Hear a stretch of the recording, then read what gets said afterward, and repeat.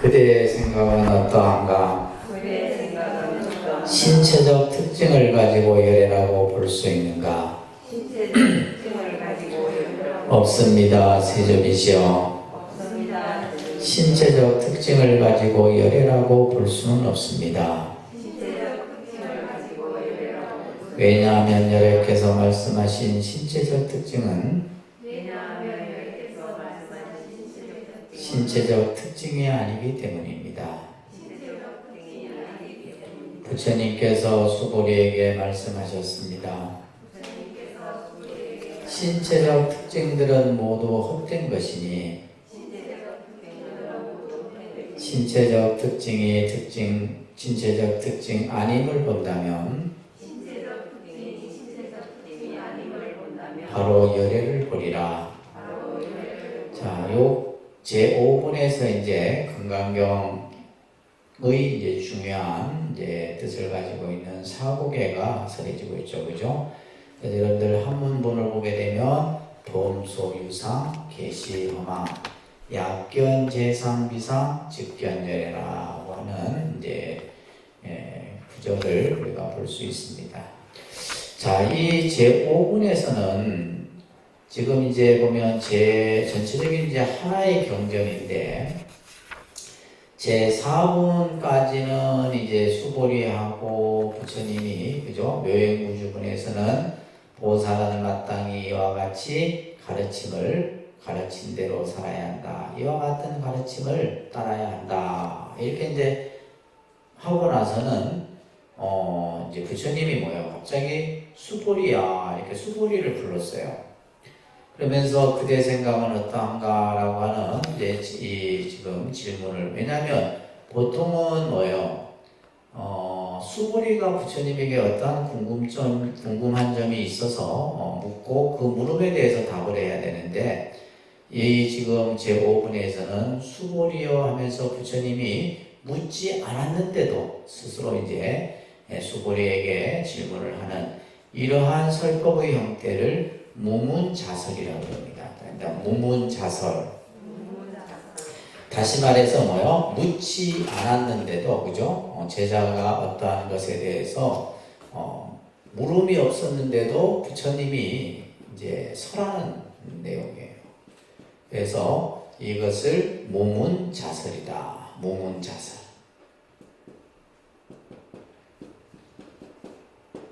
이제 부처님의 설법 형식 가운데 이제 한 형태라고 보시면 됩니다. 자, 여기서 이제 그대의 생각은 어떠하냐, 너는 어떻게 생각하느냐, 그죠? 그러면서 신체적 특징, 여기서 이제 신상이라고 원문에서 나오는데, 우리가 이제 열애가 가지고 있는 신체적 특징을 우리가 일반적으로 30 이상 80종이라고 합니다. 그죠? 30 이상 80종. 그러니까 32가지 또 80가지의 어떤 아주 부처님만이 가지고 있는 특별한 모습을 말하는데, 그러한 신체적 특징, 다시 말해서 30 이상 80종호를 갖췄다고 해서 열애라고 할 수 있느냐. 네, 지금 이 물음을 수보리에게 하고 있는 겁니다. 자, 그러면서 여기서는 지금 이제 여러분들 교재에서도 설하고 있듯이 우리가 눈에 보이는 어떤 대상으로서 어떠한 형상의 모습으로서 열애를 찾지 말라. 그죠? 눈에 보이는 것으로서 열애를 찾지 말라. 그러자 이제 수보리가 답을 합니다. 없습니다. 세존이시여. 신체적 특징을 가지고는 열애라고 볼 수 없다. 이렇게 이제 수보리가 답을 합니다. 신체적 특징을 가지고 열애라고 볼 수 없습니다. 왜냐하면 그 이유가 뭐냐? 열애께서 말씀하신 신체적 특징은 바로 신체적 특징이 아니기 때문입니다. 라고 얘기해요. 여기에서 이제 바로 어떤 내용이 나와요? 열애 소설 신상 즉비 신상이다. 뭐뭐는 뭐뭐가 아니라 그 이름이 뭐뭐이다 라고 하는 이제 즉비의 개념이 여기서 이제 좀 설해지는데, 자, 그래서 신체적 특징이라고 하는 것은 뭐 신체적 특징이 아니다. 이 말이 무슨 말이에요? 그러니까 우리가 예를 들면 어떤 하나의 어떤 모습을 가지고 뭐라고 이렇게 단정 짓지만은 예를 들면 이걸 컵이라 하지만은 이건 컵이 아니다 이런 말이에요. 우리가 예를 들면 이건 컵이라고 우리가 알고 있지만은 이것은 컵이 아닌 것이다. 그러니까 형상의 모습에서 봤을 때는 컵이지만은 예를 들면 이것이 지금 깨져버리고 나면 어떻게 돼요? 컵의 모습은 온데간데 없단 말이에요. 그렇기 때문에 여기서 말하는 것처럼 신체적 특징은 바로 신체적 특징이 아니다. 이 말이 중요한 말이에요. 그래서 여기서 밑에 설명도 나와 있듯이 겉모양을 그죠? 겉모양을 분별하는 인식으로는 열애를 볼 수 없다. 열애를 찾을 수 없다는 거예요. 그래서 왜냐하면 이러한 모습들은 가상의 모습이에요. 임시로 만들어진 모습이다 이 말이에요. 실제 하는 모습이 아니라 지금 눈에 보이는 우리가 보여지는 객관 대상의 형상들이 전부 뭐요? 임시적으로 나타나 있는 것이다. 근데 우리는 그것이 이제 실제라고 생각을 하는 거죠. 그래서 이러한 어떤 모습들은 전부 변하기 때문에 실제의 참모습을 찾을 수 없다는 얘기예요. 그런데 이제 우리가 예를 들면 이것을 실제인 양 생각하는 것을 뭐라 한다? 전도된 소견이라 이렇게 표현하는 거예요. 그러니까 전도된 소견. 쉽게 말해서 뭐야? 생각이 뒤바뀌어진 거죠. 이거는 실제의 모습이 아닌데 이것은 우리는 실제한다라고 생각하는 거예요. 그래서 이 전도된 소견에 의해서 우리는 뭐요? 여기서는 이제 실견, 망견 이런 말이 나오는데 실견이 아닌 망견으로서 사물을 분별하여 거기에다가 뭐요? 고정관념을 만들어 놓고 그럼으로써 자기 고집에 빠지게 되는 거예요. 그러니까 예를 들면 이것은 컵이 아니다라고 하면 사람들이 그냥 이상하게 생각해요. 근데 실상의 모습에서 봤을 때는 컵이 아닌 거예요. 단지 그 이름이 컵일 뿐이지. 컵이라는 것도 우리가 이제 이름을 붙여놓은 것 뿐이다 이 말이에요. 자, 그렇게 이제 수고리가 답을 하자 부처님께서 수고리에게 말합니다. 신체적 특징들은 모두 헛된 것이다. 범소 유상이다.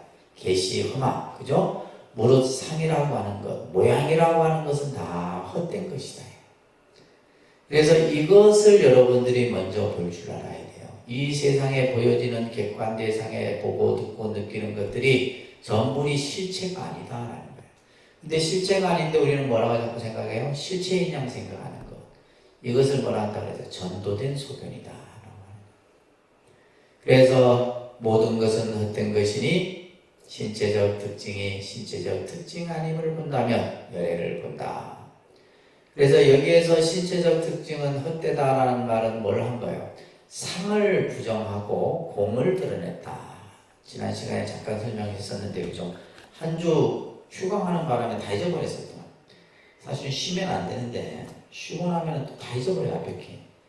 그래서 상을 부정하고 공을 드러냈다. 지금 이 말을 잘 의미를 이해하셔야 돼요. 금강경은 결국 이 말씀을 우리에게 얘기하고자 하는 거예요. 상을 뭐하고? 부정하고, 그죠? 뭘 드러냈다? 공을 드러냈다. 그래서 예를 들면 이 상이라고 하는 것은 모양이잖아요. 이것을 이제 색이라 우리가 얘기하는 거예요. 반야신경에서는 이것을 색이라 하는 거예요. 이 색이 곧 뭐예요? 공이에요. 그래서 반야신경에 색즉 시공이요 공즉 시색이다 이런 말이 있잖아요. 예를 들면 상을 부정했다라고 해서 상을 부정하고 공을 드러났다 해서 이 상 자체를 부정한 게 아니에요. 우리가 지금 눈에 보이는 이 컵이라고 하는 자체는 실제 컵이 아닌데 우리는 이것을 컵이라 생각하니 컵이라는 것도 뭐다? 공인 거예요 본래는. 그렇기 때문에 여기서 말한 것처럼 색이 공이 되는 거다. 그 얘기를 지금 하고 있는 겁니다. 그래서 요 밑에 보시게 되면 공한 속에, 공한 모습 속에 뭐가 있다? 실상이 있다. 공한 모습 속에 뭐가 있다고요? 실상의 참모습이 있다. 이것을 이렇게 써놓으세요. 진공묘유다. 따릅니다. 진공, 묘유. 이게 이제 우리가 이제 공사상의 가장 핵심이 되는 뜻이죠. 진공이라고 하는 것은 텅 비어 있는 거예요. 모든 것은 다 공이다. 근데 이제 공이라는 것은 단순히 없다라는 것이 아니라 생겼으면 없어진다는 얘기예요. 무엇으로 인해서 만들어졌으면 무엇으로 인해서 없어지는 거예요. 그래서 우리가 이제 이 공을 이해하기 전에 공은 연기다. 공은 뭐다? 연기라는 개념으로 같이 이해를 해요. 공이라는 것은 연기예요. 그래서 진공이라고 하는 것은 아무것도 없는 텅 빈 상태이지만은 이게 묘유예요. 삼라만상이 그 안에 다 갖춰져 있는 거예요. 이것이 이제 진공묘유의 이치를 드러내는 말이다라는 겁니다. 자, 그 다음 페이지 보시게 되면 이제 중생이 왜 집착이 생기느냐, 그죠? 중생들이 왜 집착이 생겨요? 이 집착이 생기는 원인이 뭐냐? 결국 이 집착은 뭐예요? 괴로움의 원인이죠. 우리가 흔히 말하는 고통의 원인이 바로 이 집착이다. 그 집착이 생기는 원인이 뭐라 그랬어요? 객관 대상에 대하여. 아닙니다. 객관 대상에 대하여. 그 앞에 이제 감각적인 객관 대상이라는 말이 나오죠. 그죠? 그다음에 감각적인 객관 대상. 예, 이 말을 잘 이해를 해야 돼요. 감각적인 객관 대상이라는 말은 뭐예요? 눈으로 보고, 귀로 듣고, 혀로 느끼고, 그죠? 우리가 오감에 의해서 만들어지는 것들을 이제 감각적인 객관 대상이라고 해요. 근데 이제 그 오감 중에서 가장 대상에 대해서 인식하는 범위가 가장 넓은 것이 어디예요? 눈이에요. 그죠? 눈으로 우리가 이제 보고, 판단하고 하는 그 영역이 가장 넓다 이 말이에요. 근데 그거에 대해서 뭐냐면 실체를 모르고 이것을 이제 실체, 이것을 이제 우리가 불교에서는 실상이라고 합니다. 뭘 한다고요? 실상. 참모습이에요. 실상. 이 실체의 그 근본 본래 모습을 알지 못하고 이 말이에요. 뭐를 우리는 인식해요? 겉모양. 뭘 인식한다? 겉모양. 그러니까 예를 들면 우리가 컵이라고 하는 이 겉모양을 가지고 우리는 컵이라고 하는 거다 이 말이에요. 그러면 실체는 뭐예요? 이건 공인 거예요. 무슨 이 말을 이해하셔야 됩니다. 우리는 이제 겉모양을 가지고 이제 이것은 컵이다 뭐다 하지만은 그 형상의 그 본 모습은 바로 본래 공인 것이다 하는 거예요. 그러한 겉모양을 인식하는 여기서 중요한 말은 분별심이라는 말이에요. 그런데 분별심. 그러니까 예를 들면 집착이 생기는 원인이 뭐냐라고 했을 때 결국 우리가 실체를 모르는 이 분별심으로 인해서 예를 들면 집착이 생기는 거예요. 내 것이 아닌데 자꾸 내 거라 생각하고, 그죠? 내가 틀렸는데 우리는 자꾸 내 생각이 맞다라고 생각하고, 내 생각이 옳다라고 얘기하고, 자꾸 이런 것들이 이제, 그러니까 예를 들면 여러분들이 이제 내가 내 생각이 틀렸음에도 그 틀린 것을 인정하기가 쉽지 않잖아요. 또 내가 예를 들면 내가 틀렸는데도 예를 들면 다른 사람의 생각이 맞았는데도 불구하고 그것을 인정해 주기가 쉽지 않다 이 말이에요. 왜냐하면 자기 생각 속에 이미 다 갖추어졌기 때문이에요. 그래서 이렇고 이것은 이렇고 저것은 저렇다라고 하는 분별에서 뭐가 일어난다? 생각의 고집. 뭐의 고집? 이 생각의 고집이 상이잖아요. 생각의 고집이 뭐라고요? 상이에요, 상. 이 분별심 때문에 생각의 고집이 일어난다. 이것이 바로 뭐다? 집착이다. 아주 중요한 설명이에요. 이 구절은 그냥 단순히 읽어만 가지고는 무슨 뜻인지를 잘 이해를 못해요. 그래서 이것이 이제 뭐 해야 되는 거예요? 미혹. 이것이 이제 뭐예요? 제대로 보지 못하고 캄캄한 그러한 모습으로 미혹되어 있다 보니 실상의 이제 진리에 어긋나는 업행이 일어나는 거예요. 다시 말해서 업을 짓게 된다 이런 얘기예요. 자, 그래서 우리가 금강경의 대의를 설명하고 있죠. 파이지, 현삼공. 이거 꼭 기억하시라고 그랬어요. 금강경의 대의입니다. 아집과 법집을 부수어서 아공, 법공, 구공을 드러내는 가르침이 바로 금강경의 대의예요. 자, 그리고 우리가 앞에서 봤듯이 금강경의 사구계 나랍니다. 범소유상, 계시허망, 약견재상비상, 즉견절에. 이건 이제 이 구절이 금강경에서 아주 그 뜻이 중요한 뜻을 가지고 있는 구절이라 해서 사구계라고 얘기를 하는 겁니다. 자, 그래서 지금 제5 열이실견분. 그러니까 열이실견이라는 말은 뭐냐면 말 그대로 뭐예요? 이치대로, 그죠? 바른 그 가르침대로 뭐 하라는 거예요? 바로 본다 이 말이에요. 실견. 그래서 바른 도리를 진실되게 본다 이런 얘기예요.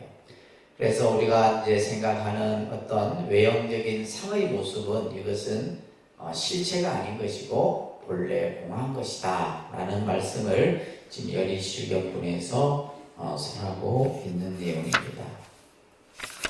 자, 그 다음에 이제 제6분이 정신희우분이에요. 그다음에 정신희우분.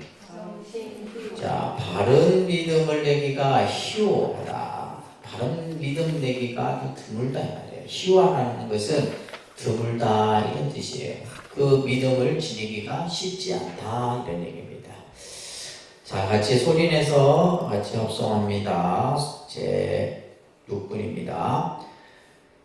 흥강반야바라밀경 정신이유분 제6인이라 수고리가 부처님께 여쭈었습니다. 세존이시여 이와 말씀을 듣고 진실한 믿음을 내는 중생들이 있겠습니까? 부처님께서 수고리 말씀하셨습니다. 그런 말 하지 말라. 열애가 열반에 든 500년 뒤에도 진이고 복덕을 닦는 이는 이러한 말에 진심을 낼 수 있고 이거 진실한 말로 여길 것이다. 이 사람은 난 부처님이 나도 부처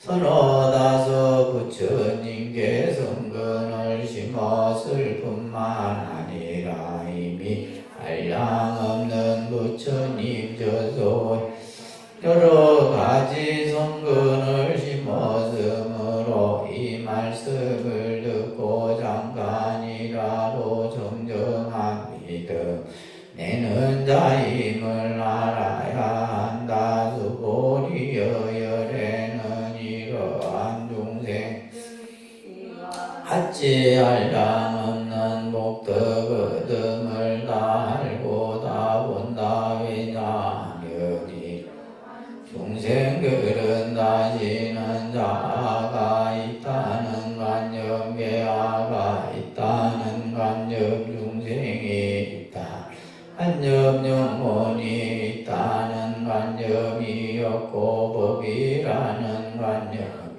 없으며 법이 아니라는 관념도 없기 때문이다. 왜냐 이러한 중생들이 마음의 관념을 가지면 자아계와 중생 영혼에 집착하는 것이고 법이 관념을 가지면 자아계와 중생 영혼에 집착하는 것이기 때문이다. 왜냐 법이 아니라는 관념을 가져도 자아계와 중생 영혼에 집착하는 것이 때문이다. 그러므로 법에 집착해도 안 되고 법 아닌 것 집착해서도 안 된다. 그러기에 열애는 늘 설했다. 너희 비구들이여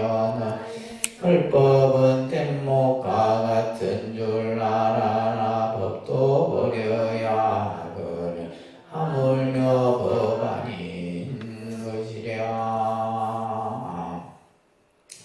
자, 우리가 이제 바른 믿음을 내는 것이 참으로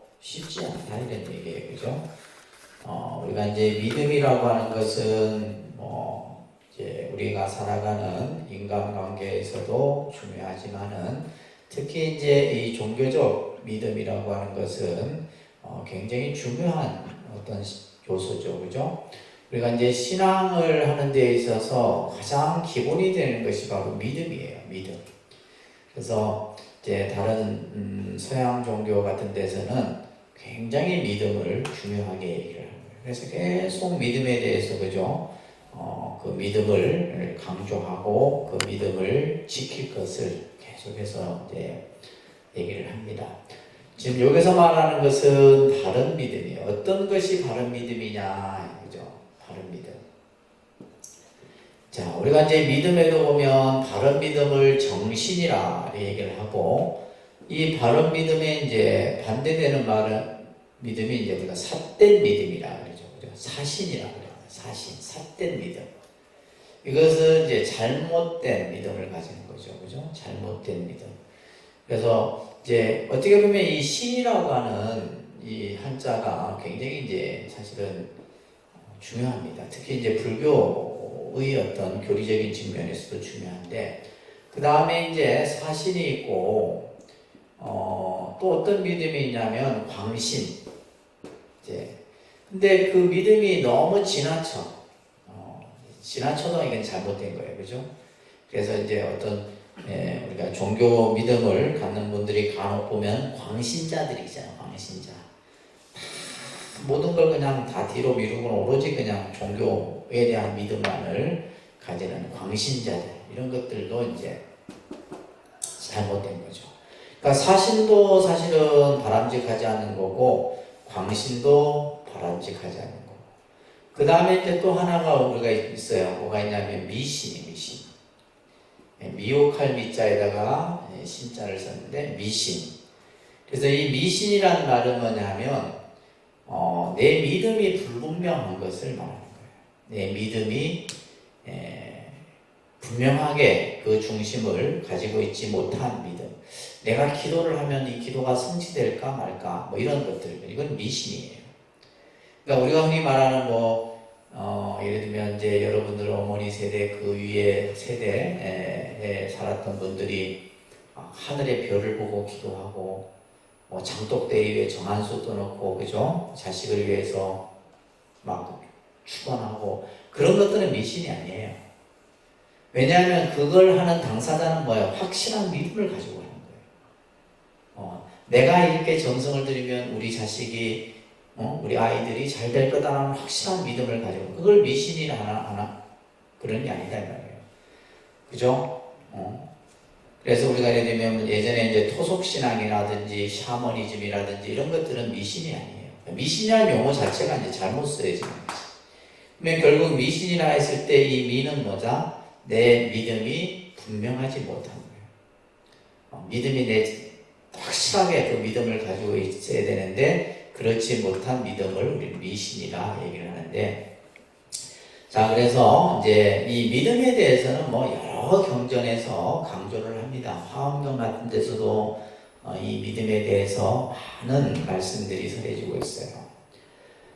자, 여기 지금 정신이유분, 자, 제6분에서는 깊은 믿음에 대한, 그죠?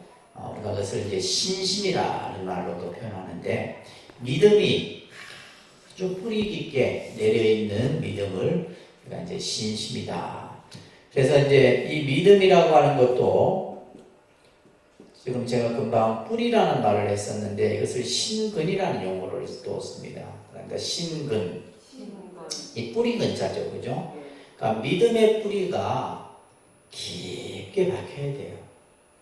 그러니까 그렇지 아니하면 이 뿌리가 깊게 내리지 아니하면 뭐요? 그냥 비바람에 그냥 뽑혀져 버려요.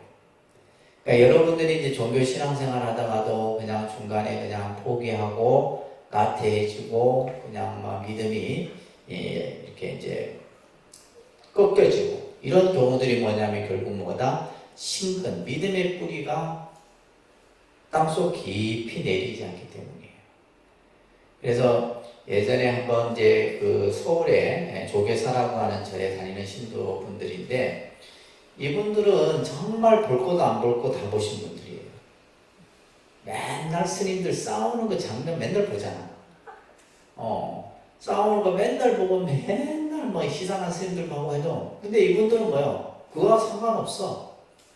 싸우는 거 스님들이 싸우지 뭐 내 부처님이 싸우는 것도 아닌데, 싸우는 거 스님들이 싸우는 거지 부처님이 싸우는 것도 아닌데 내가 그게 뭐 흔들릴 게 뭐 있냐. 그러니까 이분들은 뭐요? 믿음이 너무 굳건해. 아마 여러분들 같았으면 벌써 그냥 그죠? 개종하고 오면 다 했을 거예요. 그러니까 이런 분들은 뭐냐면 믿음의 뿌리 자체가 굳건하게 흔들리지 않는 거죠. 흔들리지 않는 거죠. 그래서 우리가 이제 이 신근을 잘 여러분들이 갖고야 되는 겁니다. 자, 수고리가 부처님께 묻습니다. 여기서는 이제 수고리가 부처님께 이제 질문을 하잖아요. 그죠? 세존이시여, 이와 같은 말씀을 듣고, 이와 같은 말씀은 뭐예요? 아까 이제 앞에서 얘기했던 범소 유상이 계시어 망이니 약견제상 비상이면 직견전해라. 형상으로는 부처님의 모습을 볼 수 없다. 그 형상을 여해야지만 참 열애를 본다라는 이 말을 듣고는 진실한 믿음을 내는 중생들이 과연 있겠습니까? 왜요? 중생들은 감각적인 대상이 눈에 보여야지만 믿거든. 그래서 불상이라고 하는 것이 생겨난 거예요. 예를 들면 우리가 어느 종교 집단이든, 그죠? 종교의 어떤 형태든 간에 다 있잖아요. 상징적인 것들이 다 있단 말이에요. 예를 들면 교회나 가톨릭 같은 데는 뭐 성모 마리아 상이라든지, 그죠? 또 예수 그리스도가 십자가에 못 박혀 있는 그 십자가 모습이 있고, 우리 법당에는 뭐요? 자비로운 모습을 하고 있는 불상이 있고, 다 형상을 두고 있는 거예요. 왜? 우리 중생은 그 형상을 봄으로써 뭔가 마음을 내기 때문이에요. 형상을 봄으로써. 그래서 실제 이제 우리가 이 불상이라고 하는 것이 정말 신앙적으로 도움이 되냐라고 했을 때 엄청난 도움이 되는 거죠. 왜냐하면 만약에 이게 아무것도 없어. 빈 공간이야. 만약에 빈 공간이라고 여기를 법당이라 한다면 여러분들 법당이라는 느낌이 들겠어요? 안 들어요. 들 수가 없다 이 말이에요. 그래서 이제 원불교 같은 경우에는 이제 이론상을 원을 이제 그게는 이제 원불교는 이론상을 하나의 어떤 심볼 대상으로 삼기 때문에 원을 그려놨지만은 어떤 종교의 형태든 다 있다 이 말이에요. 그래서 여기서 말하는 것처럼 이제 이것에 대해서 이와 같은 상을 여여야지만 참 부처를 볼 수 있다. 이 말을 과연 믿을 수 있겠느냐. 우리가 우리나라 같은 경우 정멸보궁은 뭐야? 뒤에 부처님의 사리탑이 있으니까 불상이 없어도 그냥 예배의 대상이 될 수 있다라고 생각을 하는 거예요. 근데 아무것도 없는데 예를 들면 저기 부처님이 계시니까 저쪽을 향해 절하시오 하면 여러분들 하겠어요? 안 되는 거예요. 그래서 이제 이러한 어떤 불상이나 또 기독교에서 말하는 십자가상이나 이런 것들이 만들어질 수밖에 없는 거죠. 왜냐하면 우리는 눈에 보이는 가시감각적인 대상이 있어야 되는 거예요. 그죠? 근데 그것으로는 열애를 볼 수 없다는 이 말을 과연 누가 중생들이 믿겠느냐 이런 말을 얘기하는 거예요. 수고리가. 자, 그래서 수고리의 질문은 너무 심오하다고 생각해서 이 깊은 본문을 과연 믿을 수 있을까라고 하는 이것에 대해서 지금 이제 수고리가 질문을 한 거죠. 그죠? 자, 그 다음 페이지 넘겨보시면 이제 그런 얘기가 나와요. 이것은 어떻게 보면 중생들이 갖고 있는 의문이기도 해요. 의문이기도 합니다. 아까도 얘기했듯이 우리는 형상이 있어야지만 그 형상을 통해서 내가 예배의 대상으로 삼든 또 어떤 믿음을 내기도 하는데 그것을 그냥 예를 들면 공이다라고 그죠? 실상이 아니다라고 부정해버리면 안 되는 거예요. 그런데 이제 우리는 여기서 예를 들면 뭘 이제 또 우리가 생각해야 되냐면 기독교인들이 항상 불교를 공경할 때 그들이 하는 말이 뭐냐면 우상숭배다. 우상 숭배. 그러니까 우상이라는 말은 뭐냐면 형상을 가지고 그 형상에 대해서 예를 들면 그 종교적 믿음을 일으키고 뭐 예배의 대상으로 삼고 그죠? 이런 것들을 이제 보통 우상이라는데, 근데 얼핏 보면 이제 불교에 대한 바른 이해를 갖고 있지 못하면 많은 사람들은 우상 숭배를 하고 있다고 볼 수도 있는 거예요. 그러면 여러분들이 이제 예를 들면 법당에 모셔놓은 불상을 상으로 보면 안 된다는 거예요. 그러니까 상으로 보면 뭐가 되고 우상이 되는 거예요. 그러면 여러분들이 불상을 볼 때 뭘 봐야 되는 거예요? 뭘로 봐야 돼요? 그죠? 법으로 봐야 돼요. 불상의 모습을 통해서 내가 부처님의 법을 볼 수 있어야지만 이것이 이제 진짜로 참 진부를 보는 거다 이 말이에요. 이 말의 의미를 아시겠어요? 근데 우리는 단순히 이제 형상만을 가지고 그냥 예를 들면 부처님이 뭐 화려하다, 부처님이 그냥 또 부처님이 인물을 평가하더구만 또 부처님이 뭐 잘생겼니 못생겼니. 그러니까 예를 들면 우리가 이제 우리나라 같은 경우는 1700년 이 불교가 우리나라에 전래된 이후에 삼국시대부터 이제 불상들이 조성이 됐잖아요. 백제시대, 고려, 삼국시대 같은 경우는 고구려 신라 백제의 불상이 다 달라요. 결국 뭐냐면 그 불상이라고 하는 것은 그 시대, 그 문화, 그 풍토와 어우러져서 만들어지기 때문이에요. 그래서 통일신라 시대 때는 또 삼국시대 불상하고 또 다르고, 고려시대는 또 달라요. 조선시대 불상은 또 달라. 예를 들면 우리가 동남아 불상하고 중국 불상하고 우리나라 불상이 다 각기 달라요. 그죠? 근데 그 불상이라고 하는 상을 봐서는 안 되고, 그 상을 통해서 우리는 뭘 볼 줄 알아야 된다? 법을 볼 줄 알아야 돼. 그러면 예를 들면 어떤 거예요? 어떤 것을 법이라 하는 거예요?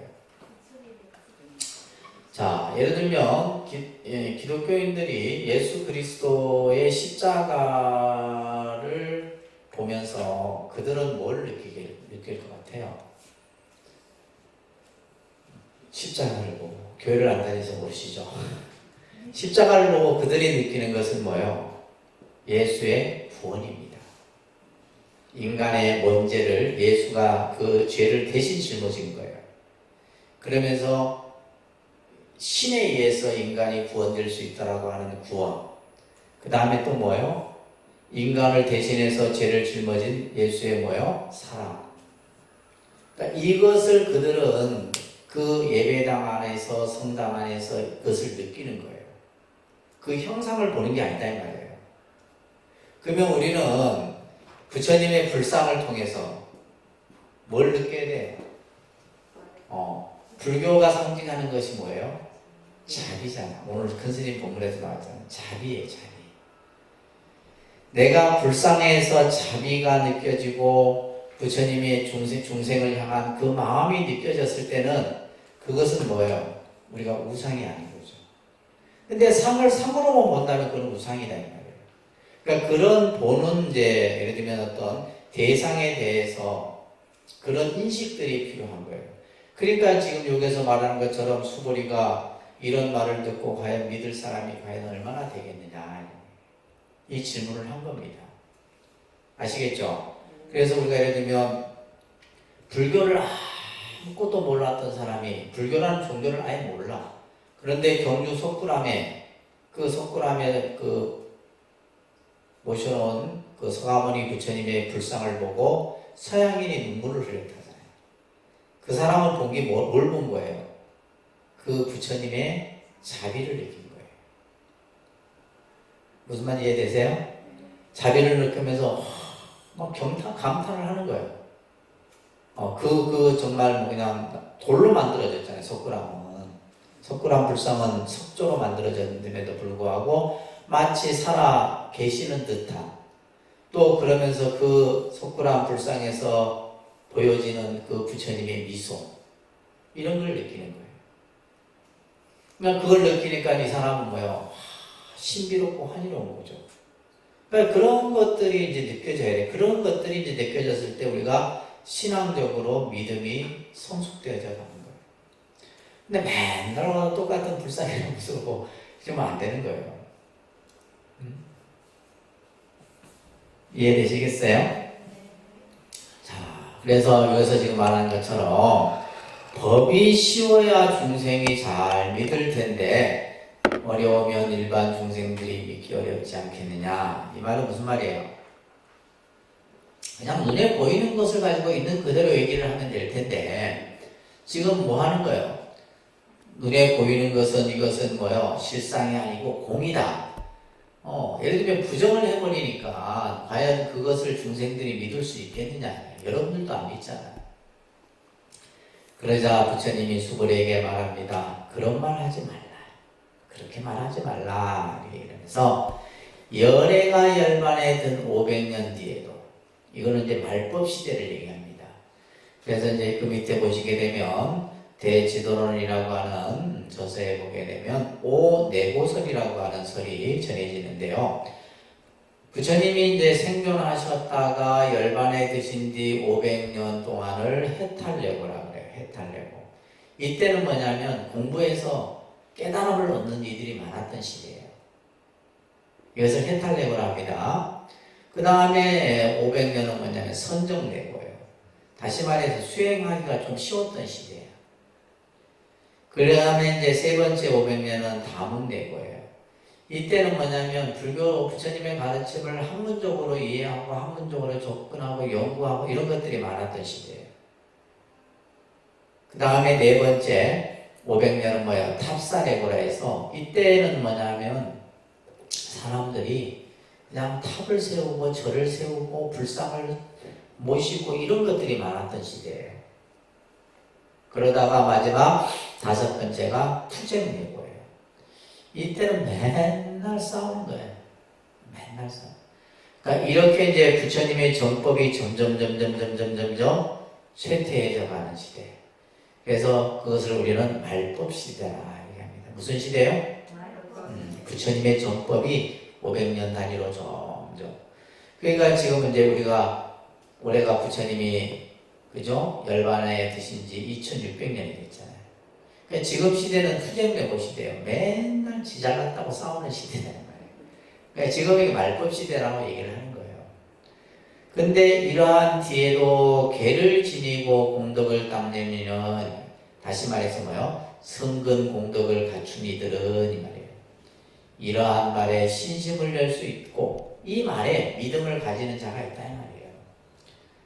이러한 말법 시대일지라도 부처님 말씀을 한 번에 딱 듣고 바른 믿음을 내는 자가 있다. 이것을 우리가 흔히 이제 뭐라 하냐면 성근 종자를 갖춘 사람이라. 어떤 사람은 부처님 법을 아무리 사람들 별 관심을 못 가져. 근데 어떤 사람은 다 한 번에 그냥 바로 신심을 내고 발심을 내서 그냥 막 하는 분들이 계세요. 불자들 중에 그런 분들이 있습니다. 그러니까 이런 분들은 뭐냐면 이미 성근 공덕의 그 뿌리를 갖추고 있는 사람이에요. 그래서 이러한 사람들은 신심을 낼 수 있고 이것을 진실한 말로 여길 것이다. 부처님 말을 헛되게 생각하지 않을 것이다. 이런 얘기예요. 그래서 이 사람이 어떤 사람이에요? 그죠? 신심을 일으키고 성근 공덕을 갖춘 이 사람은 한 부처님이나 두 부처님, 서너 다섯 부처님께 자 여기 나오잖아요. 성근을 뭐 했을 뿐만 아니라 심었을 뿐만이 아니라 성근 종자를 심었다는 말이에요. 이미 이 사람은 과거 전생에 여러 부처님께 귀의하고 예배하고 공양을 올리고 그러면서 성근 공덕을 심었어요. 또한 부처님 조소에서 여러 가지 성근을 심었으므로 이 말씀을 듣고 잠깐이라도 청정할 믿음을 내는 자임을 알아야 한다. 이러한 마음을 일으키는 자는 이미 뭐요? 성근 공덕을 갖추고 그 성근 공덕을 하루아침에 만들어진 것이 아니라 오랜 시간 동안에 이제 여러 부처님을 만나고 여러 부처님께 공양을 하고 여러 부처님 초소에서 수행을 닦은 결과로서 이러한 믿음을 낼 수 있다라는 얘기를 하는 겁니다. 이해되셨어요? 자, 그러면서 수보리와 열애는 이러한 중생들이 이와 같이 한량없는 복도 거듭을 다 알고 다 본다. 이런 말이 있죠. 그죠? 그래서 열애는, 부처님은 중생들이, 그러니까 중생들을 다 아시는 거예요. 이 중생은 얼마만큼 공덕이 있고, 이 중생은 얼마만큼 성근 인연이 있고, 이 중생은 얼마만큼 박복하고, 이런 것들을 다 알고 다 본다 이런 말이 나오잖아요. 그죠? 다 알고 다 본다. 왜냐하면 이러한 중생들은, 이러한 성근 인연을 갖춘 중생들은 다시는 자아가 있다는 관념, 이것을 이제 우리가 아상, 인상, 중생상, 수자상이라 한다 했어요. 그죠? 따라합니다. 자아가 있다는 관념, 이걸 아상이라고 그러죠. 그죠? 계아가 있다는 관념, 이걸 인상, 그 다음에 중생이 있다는 관념, 이것을 이제 중생상, 영혼이 있다는 관념, 수자상이라 해요. 이러한 관념이 없어. 사상이 없는 사람이다 이 말이에요. 다시 말해서 성근 공덕을 갖추고 오랜 시간 동안에 부처님 처소에서 공양을 올리고 수행을 닦은 이러한 사람들은 그냥 이러한 부처님 말씀에 대해서 그냥 바로 믿음을 가지고 바로 청정한 믿음을 일으키는 사람은 뭐가 없다? 아상, 인상, 중생상, 수자상이 없어. 또한 법이라는 관념이 없어. 그러니까 법이라는 관념, 법이 아니라는 관념.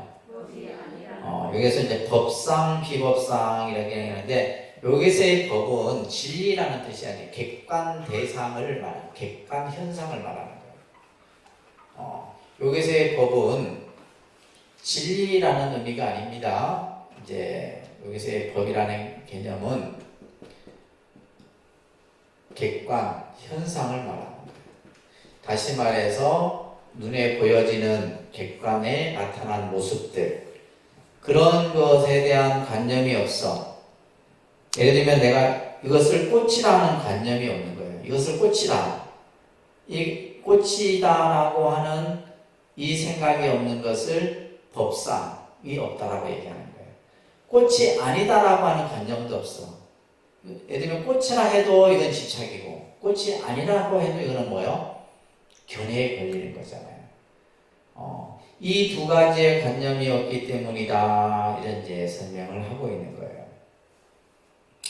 자, 그 밑에 보시면 따라합니다. 중생의 생각은 망념으로 일어난다. 그러니까 여러분들이 일으키는 생각은 전부 망념이에요. 망념이라는 것은 쓸데없는 생각이란 말이에요. 쓸데없는 생각.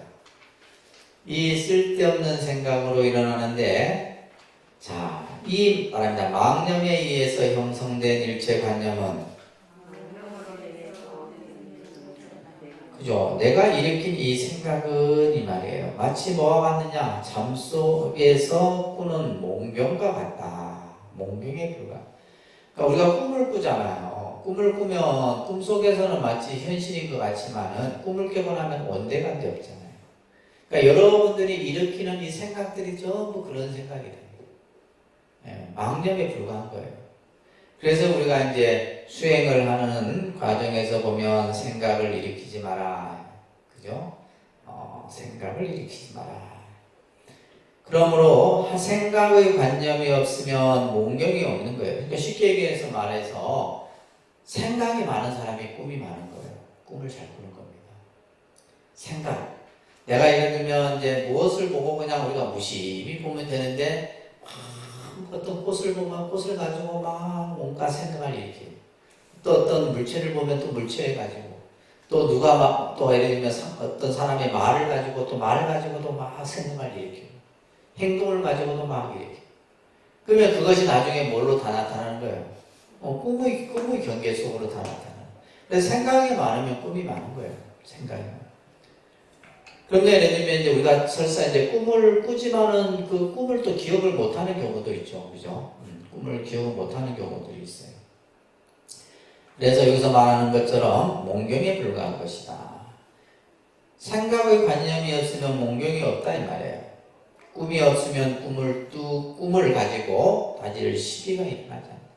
그래서 이제 간혹 보면 꿈을 잘 꾸는 사람이 보면 막 꿈 가지고 막 그냥 뭐에 대해서 이제 불안해하기도 하고 미리 어떤 좋은 일인가 나쁜 일인가 막 그냥 그죠 이런 경우들을 많이 보게 되는데 결국 그 사람은 뭐냐면 생각이 많은 사람이에요. 생각이 늘 왜냐면 그 생각을 안 익힐 수 없지만은 무엇을 보아도 무엇을 들어도 그냥 이렇게 그냥 넘어가면 되는데 그것을 가지고 뭔가 그냥 결국 뭐가 많은 거예요? 어떤 대상에 대해서 뭐가 많다? 집착이 많은 거예요. 사람의 집착, 물건의 집착, 뭐의 집착, 이런 집착이 많이 있기 때문에 그런 모습이 나타나는 겁니다. 자, 그래서 법이라는 관념, 법이 아니라는 관념도 없기 때문이다. 왜냐하면 이러한 중생들은 이제 말합니다. 마음의 관념을 가지며 자, 여기서 이제 마음의 관념을 갖는다라고 하는 것은 약심치상이다. 약심치상이라는 이제 원문에서는 마음의 관념을 갖는다라는 말을 한문으로 이렇게 보면 약심치상이다라고 이렇게 나와요. 약심치상이에요. 이제 이 상이라는 말이 이제 관념이라고 그랬잖아요. 그죠? 관념, 생각의 고집, 여러 의미로 쓰여진다 그랬어요. 그죠? 만약에 마음에 관념을 집착하면 어떤 상을 가지면 이런 말이에요. 마음에 어떤 상을 가지면. 그러니까 쉽게 말해서 우리가 이제 어떤 대상을 보거나 했을 때 이거는 꽃이요, 이거는 뭐다 하는 것을 이미 생각하는 것은 내가 마음으로 상을 취한 것이 되는 거예요. 그래서 약심치상 이러한 중생들이 마음의 관념을 가지면 자계하 중생 영혼에 집착하는 것이 돼요.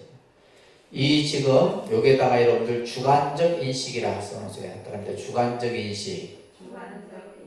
마음의 상을 취한다. 마음의 관념을 갖는다라는 말은 주관적 인식이에요. 그러니까 내가 주가 돼서 어떤 대상을 인식하는 거예요. 그래서 그것에 대해서 가지게 된다면 자아, 계하, 중생, 영혼, 아상, 인상, 중생상에 집착하는 것이고 법이라는 관념, 여기는 객관적 대상이라 써있어요. 그런데 객관적 대상. 여기는 약치법상이라고 이제 원문에 나오는데 약심치상, 그 다음에 약치법상 이런 말이에요. 아까 이제 법이라는 것을 객관적, 그죠? 대상을 법이라 했잖아요. 그죠? 그래, 안 그래요? 약치법상이다. 이렇게 나요. 약치법상이다.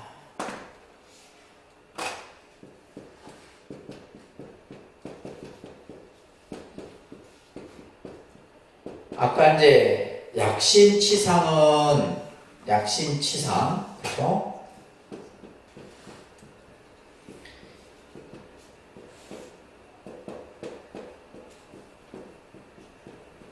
이 지금 두 구문을 대비해서 잘 보셔야 되는데, 만약 마음에, 그죠? 관념을 취하면, 그죠? 이게 취는 집착하면 이런 말이에요. 예를 들면 어떤 경우는 생각의 관념, 그죠? 이것을 취한다 하게 된다면, 그래서 요새의 마음은 뭐다? 주관적 인식. 그죠? 주관적 인식이고, 약치법상, 만약에 법상, 여기서의 법은 뭐다? 법은 뭐예요? 객관적 대상이에요. 이 말은 뭐다? 객관적 대상이에요. 객관적 대상이라는 것은 내 눈에 보이고 귀에 들리는 소리, 맛, 느낌 이런 것들이 전부 객관적 대상이에요. 이걸 어렵게 생각하지 말고 내 마음으로 인식하는 것, 내 오감에 의해서 느껴지는 것, 이것을 전부 통틀어서 지금 얘기하는 거예요. 이해되세요? 이해됩니까? 마음은 뭐다? 주관적 인식이에요. 그 주관적 인식이란 말이 어려우니까 그냥 내 마음으로 인식하는 거예요. 마음으로 생각하는 거. 그죠? 그 다음에 법상은 뭐냐면 객관적 대상이기 때문에 이것은 꽃이고 이것은 컵이고 이것은 노트북이고 이거는 뭐 객관적 대상이에요. 이러한 것에 대해서 관념을 가지게 되면 이것 또한 뭐다? 자계와 중생용언에 집착하는 것이기 때문이다. 자, 그 밑에 능가경에 나오는 구절을 잠깐 인용하고 있습니다. 따라합니다. 마음이 생기면 가지가지 법이 생기고 마음이 없어지면 가지가지 법이 없어진다. 여기서의 마음은 뭐예요? 주관적 인식이죠. 우리가 흔히 말하는 내 생각, 자기 인식, 주관적 인식. 이것이 일어나면 뭐가 생기는 거예요? 법이 생긴다는 요새의 법은 뭐냐면 객관적 대상이에요. 내가 예를 들면 생각을 꽃이 이쁘다. 이거는 주관적 인식에 의해서 이 꽃이 이쁘다라고 내가 생각하는 거예요. 그죠? 예를 들면 내가 뭐 눈에 보이는 것이든 소리에 들리는 것이든 마찬가지예요. 그래서 마음이 일어나면 그 마음에 따라서 여러 가지의 대상에 대한 관념이 일어나는 거예요. 그러니까 이 구절은 사실 원효 스님이 해골물을 마시고 깨달았던 구절이에요.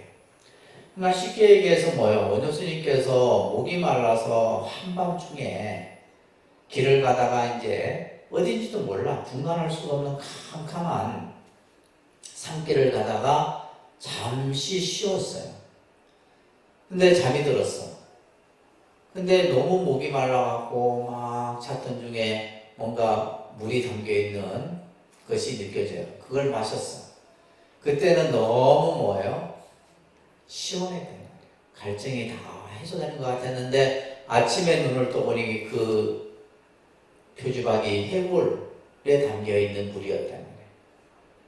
그걸 보는 순간에 막 어제 저녁에 마셨던 그 모든 것이 다 막 그냥 쉽게 말해서 뭐가 일어난 거예요? 더럽다는 생각이 일어난 거예요.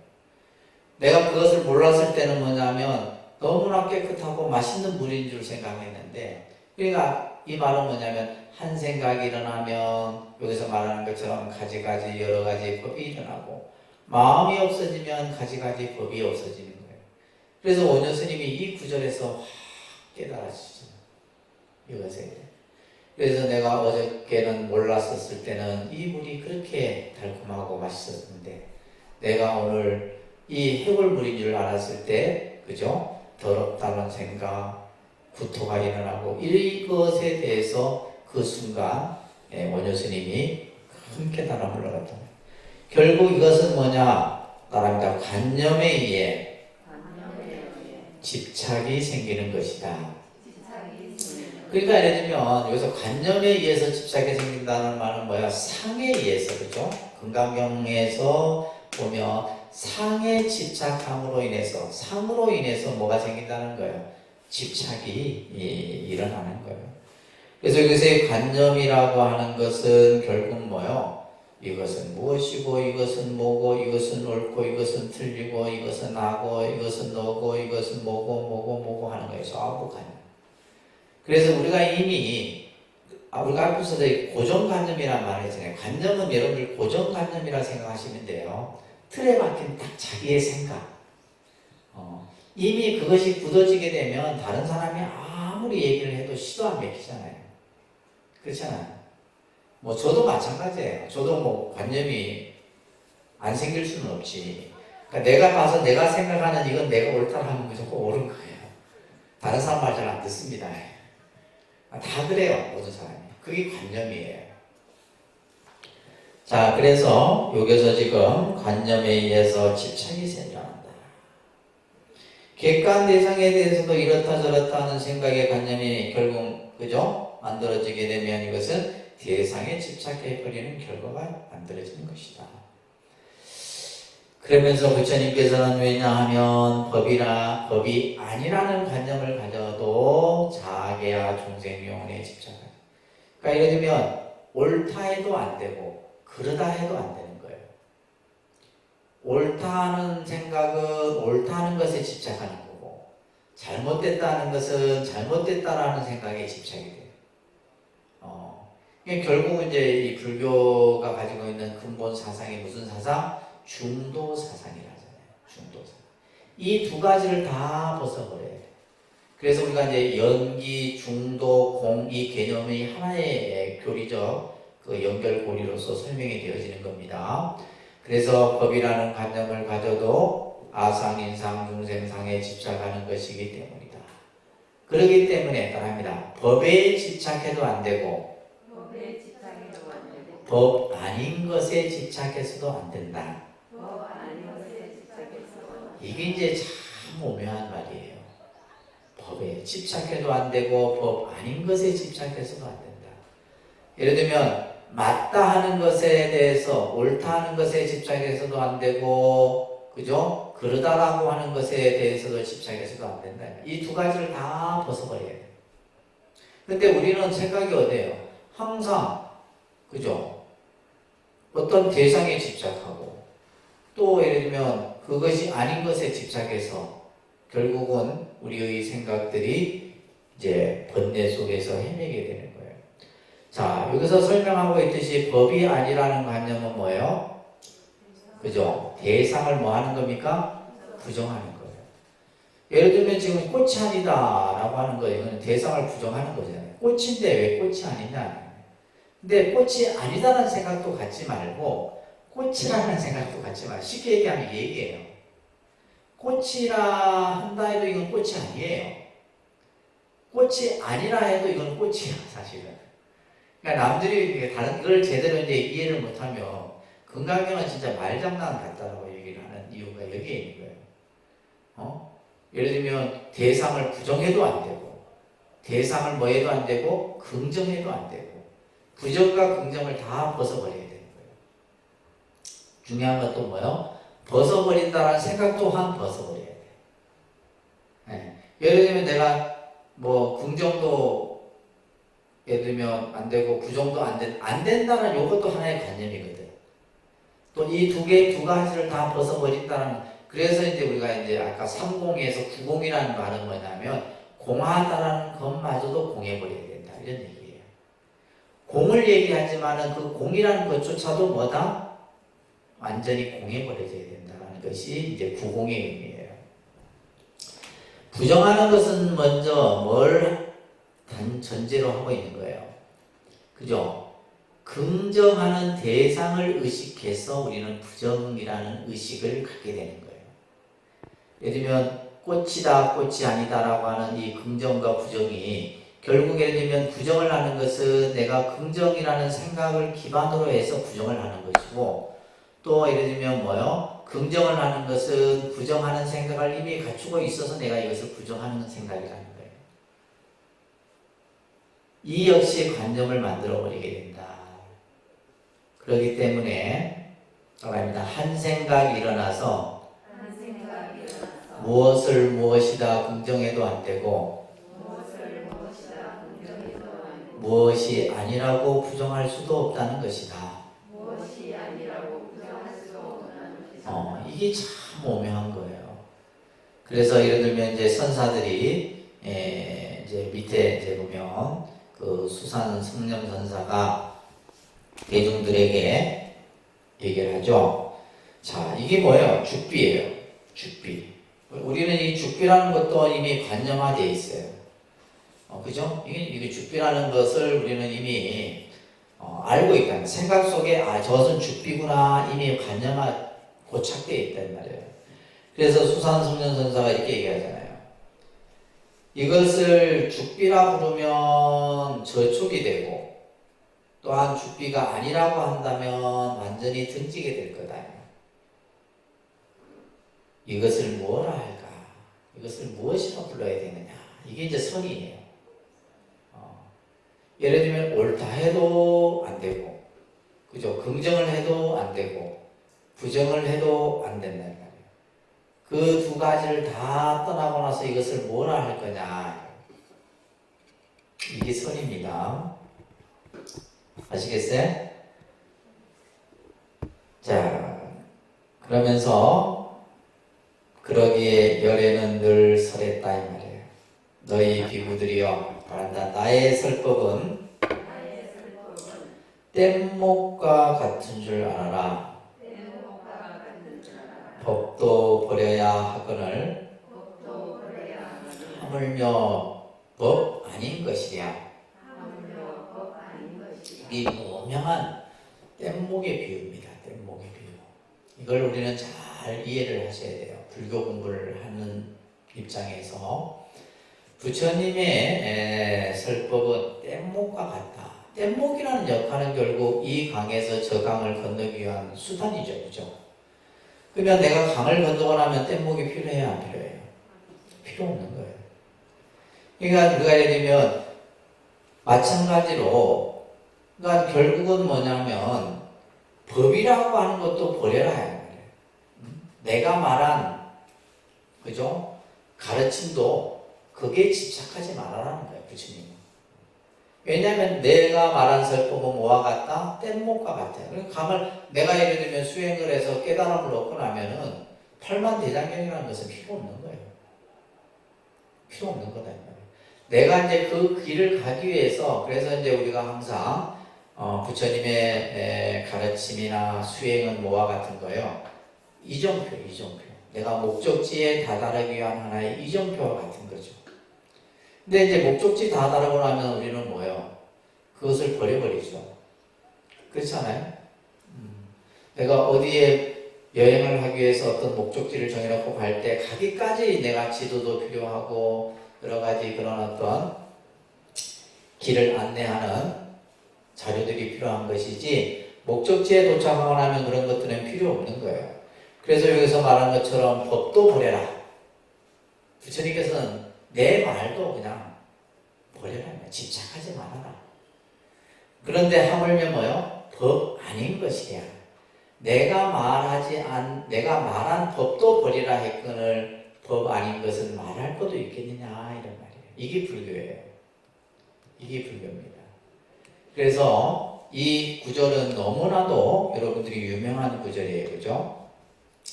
자, 어디에도 고집함이 없어 관념적인 모양 내기에 걸리지 않으며 비로소 뭘 터득하게 된다? 중도의 실상을 터득한다. 중도의 실상. 그래서 불교의 사상은 중도 사상이에요. 중도 사상입니다. 어느 한쪽도 인정하지 않습니다. 이쪽 뭐 옳다는 것도 그러다는 것도 그리고 예를 들면 중간적 개념이 아니라 그랬어요. 중도는 그 중도의 실상. 그러면 중도를 깨닫는 것은 곧 연기를 깨닫는 것이고 연기는 곧 다시 뭐다? 공이다라는 거예요. 그래서 중도, 연기, 공 이 세 가지는 불교 교리의 가장 중요한 트라이앵글이에요. 세 개. 아셨죠? 연기를 알면 중도를 알고 중도를 알면 공을 알고 그래서 연기, 중도, 공이라고 하는 이 세 가지를 잘 우리가 이제 알아야 되는 겁니다. 부처님의 설법마저 뗏목의 비유로 말한 것은 실상을 진리는 말로 미칠 수 없다. 그렇죠? 그래서 우리가 이제 선에서 깨달음이라고 하는 것은 언어와 말로서 설명할 수 없다. 그래서 예를 들면 도를 도라 얘기하면 그것은 도가 아니라는 말과 마찬가지예요. 깨달음이 뭡니까? 깨달음을 어떻게 말로 표현해? 도를 어떻게 말로서 표현할 수 있느냐? 표현할 수 없는 거예요. 그래서 말이란 다만 뭘 가리키는, 달을 가리키는 뭐에 불과하다? 손가락. 저 달이 있는데, 저기 달이 있는데 달을 가리키는 손가락에 불과하다라는 거예요. 그래서 결국 깨달음을 방해하는 마음속에 있는 관념적 고집성이 이것이 뭐요? 번뇌와 집착을 만들어낸다라는 말을 하고 있는 겁니다. 자, 여기에서 여러분들은 열애의 설법은 뭐와 같은 줄 알아야 한다? 뗏목과 같은 줄 알아야 된다. 그래서 법도 버려야 하거늘 하물며 법 아닌 것은 말할 것도 있겠느냐. 그래서 이 말은 결국 뭐냐면 관념의 집착을 다 벗어버리라는 거예요. 그래서 우리가 이랬면 여러분들이 이제 무엇이 옳고 무엇이 그르다라고 해서 자기 주장을 내세우고 이것은 옳다 안 옳다 그러다는 거예요. 그럴 필요가 없는 거예요. 그러니까 여러분들이 예를 들면 뭐 인간관계나 이런 어떤 살아가는 삶의 속에서 자기 주장, 자기 집착을 하잖아요. 근데 사실은 보면 제3자의 입장에서 보면 옳은 것도 없고 그런 것도 없어요. 근데 두 사람의 입장에서 보면 서로 이제 옳고 그런 걸 가지고 싸우는 거지. 네가 옳으니 내가 옳으니 보면.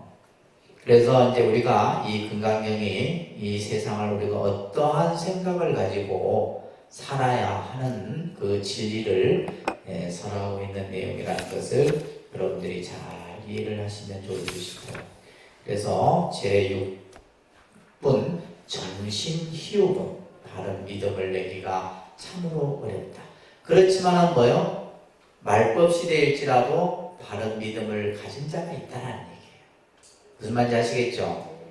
그래서 그 성근 종자를 가진 사람은 이러한 말을 듣고 능히 그러한 믿음을 가질 수 있다는 얘기를 하고 있습니다. 자, 그 다음에 제7분이 무등무술분이에요. 여기까지 오늘 좀 할게요. 자, 같이 한번 본문을 같이 합니다. 금강반야바람일경 무등무설분 제7인이라 수보리야 그대 생각은 어떠한가 혈애가 가장 높고 바른 깨달음을 얻었는가 혈애 설한 법이 있는가 수보리가 대답하였습니다. 제가 부처님 말씀하신 뜻을 이해하기로는 가장 높고 바른 깨달음이라 할마 정해진 법이 없고 혈액에서 설한 단정적인 법도 없습니다. 왜냐하면 혈액에서 설한 법은 모두 얻을 수도 없고 법도 아니고 법 아닌 것도 아니기 때문입니다. 그것은 모든 성현들이 무의법 속에서 차이가 있는 하다입니다.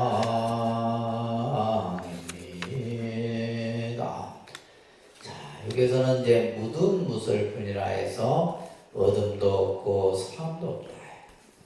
이 금강경은 심오합니다, 사실은. 이제 다른 법화경이나 이런 경전들은 신앙적 믿음에 대해서 얘기를 하는 거라면 이 금강경은 정말 우리들이 살아가는 현실 세계 속에서 세상을 어떻게 바라봐야 하고 어떻게 살아야 하고 그 삶의 지혜가 설하는 경전이 바로 이 금강경이에요. 그래서 금강경은 여러분들이 수도 없이 읽고 또 외우고 독송하고 해도 충분하다. 그래서 며칠 전에 제가 그 사극을 보는데 이제 요즘에 태종 이방원 보니까 이제 태종이 세자들에게 이제 학문을 가르치는데 소리내서 읽어야 된다는 것을 강조하는 거예요. 소리내서. 그러니까 이제 그 당시는 이제 유교, 뭐 장자라든지 이런 걸 공부하겠죠. 저희 스님들도 마찬가지거든요. 이 소리내서 읽는 거하고 그냥 눈으로 읽는 것은 하늘과 땅이에요. 그래서 예를 들면 우리가 이제 한문, 원문이 있잖아요. 수보리야, 의우나, 오열해득, 안옥, 따라, 삼량. 그러니까 이 한문, 원문을 사실은 소리내서 계속 읽다 보면 그 뜻이 드러나요. 내가 한문을 한 번도 배운 적이 없어도 한문을 몰라도 그러면 이제 한문을 좀 알면 더 빨리 드러나겠지, 그지? 근데 여러분들 같이 한문을 아예 모르는 분들은 좀 어렵겠지만은 그래서 읽으면 읽을수록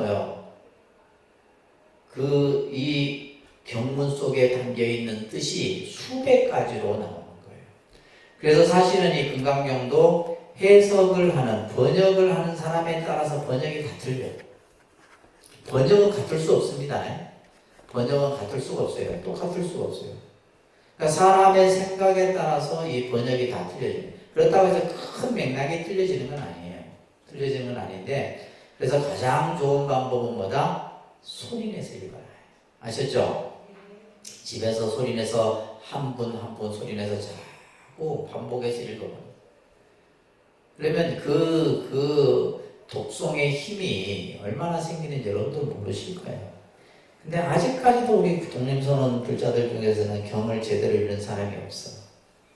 소리내서 읽으라니까 목 아파서 못 읽고. 소리내서 읽으셔야 돼요. 자, 무등무슬뿐 이제 얻음도 없고 사람도 없다. 얻을 것도 없고 설할 것도 없다라는 내용인데, 자, 여기서도 이제 수고리야 그대의 생각은 어떠하냐?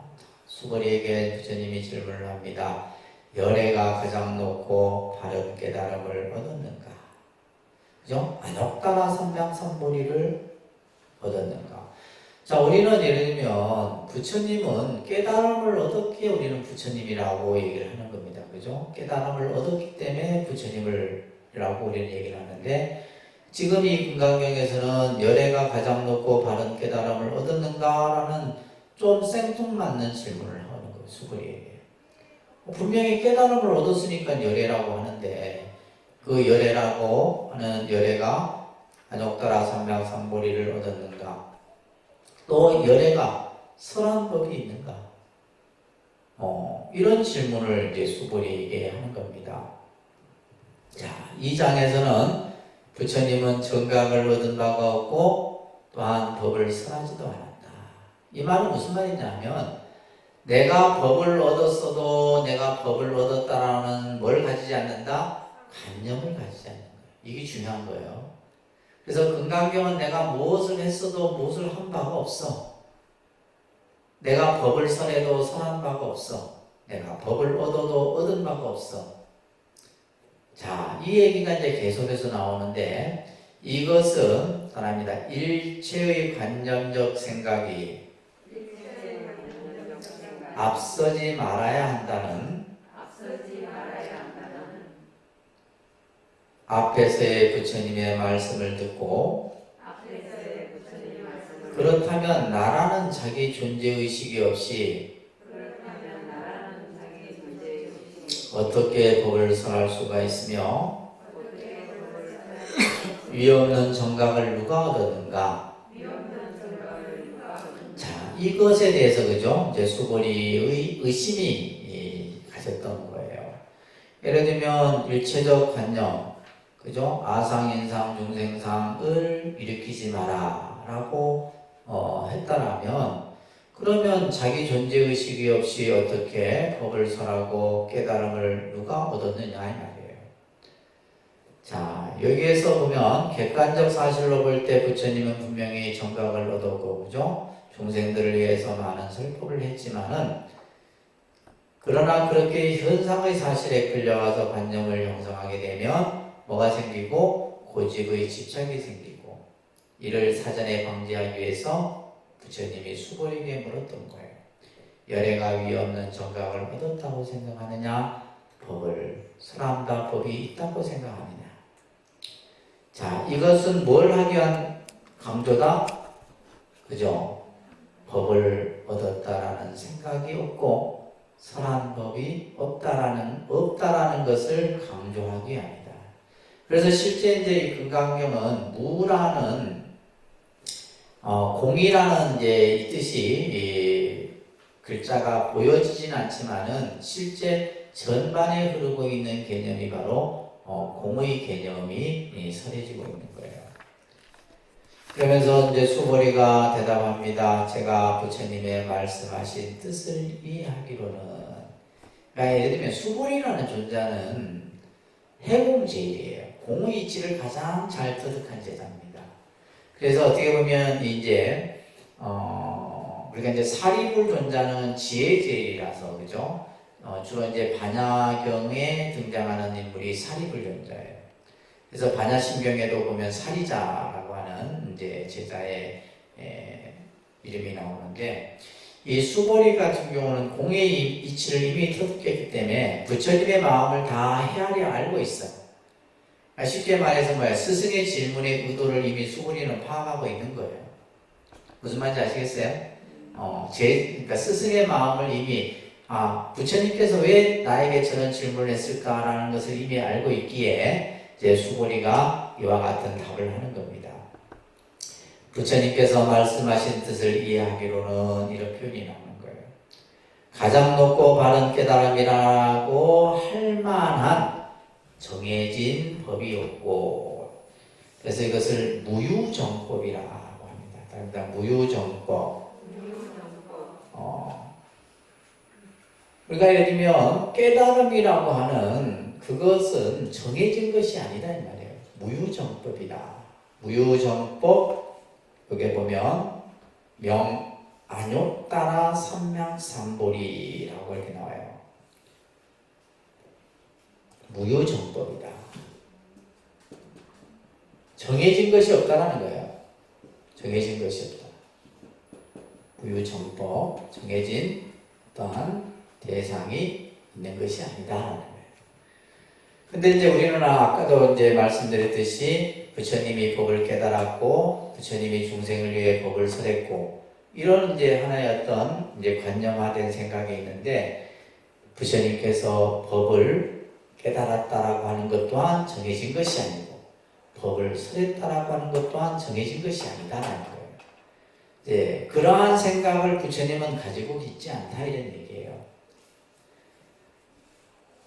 자, 그래서 밑에 보시게 되면 정해진 법이 없다라고 하는 이 무유정법이에요. 그죠? 이것은 실상의 근본 본질은 늘 뭐하고 있다는 거예요? 현상을 초월해 있다라는 말이다.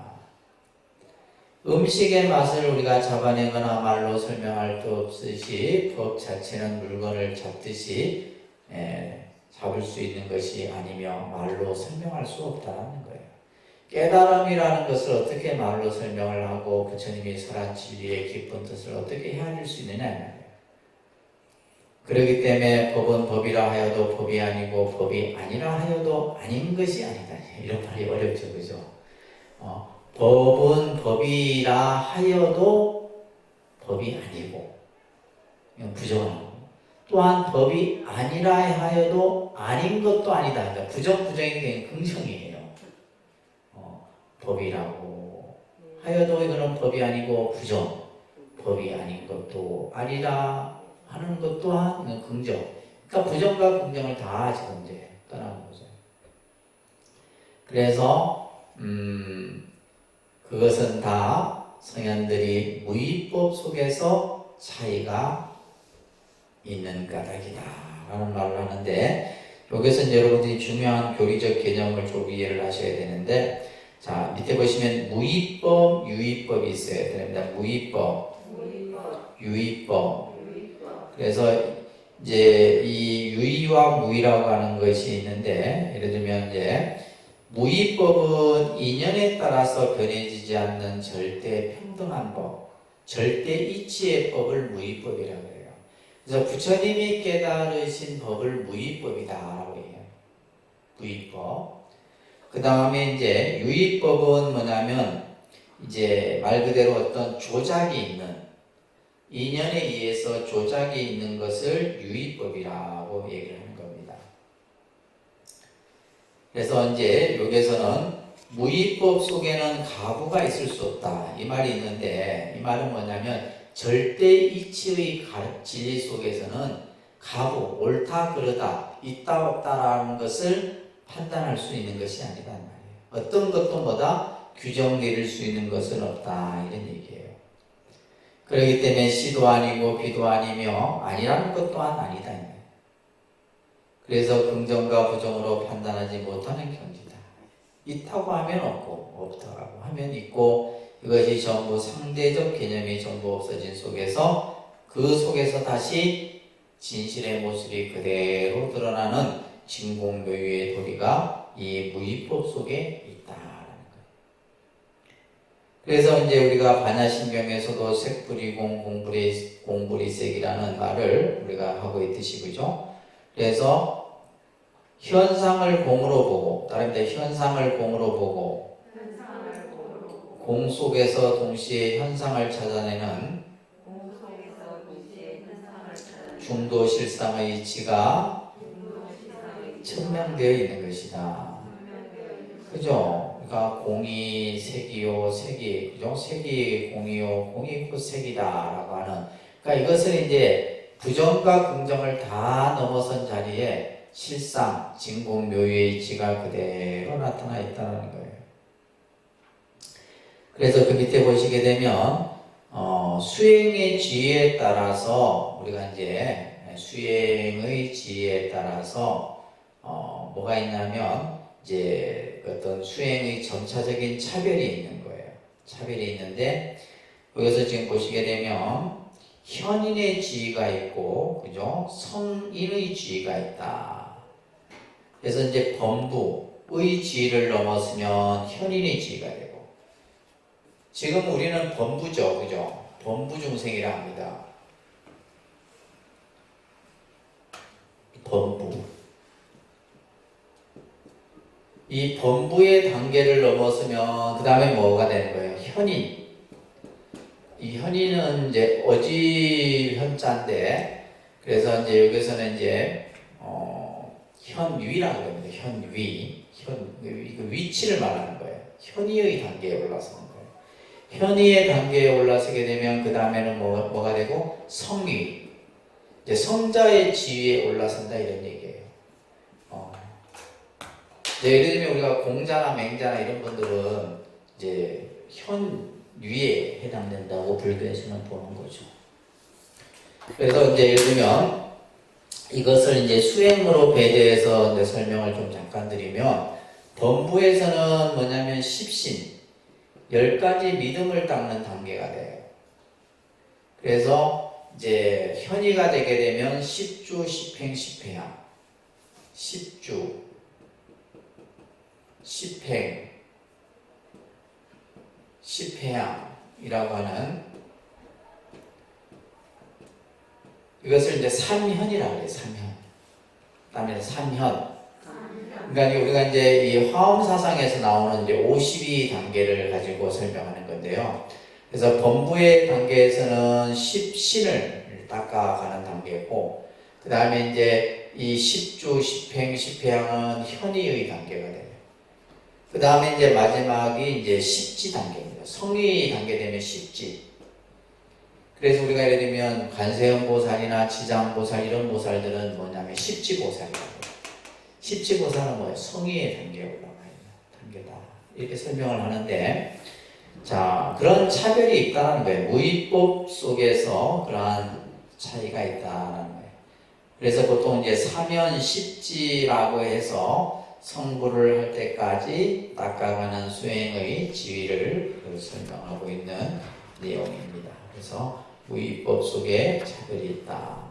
그래서 안욕따라 삼명삼보리를 얻었느냐, 또한 부처님께서 법을 설했느냐 라고 했을 때 제가 생각하기로는 얻은 바가 없고 부처님께서 법을 설한 바도 없습니다.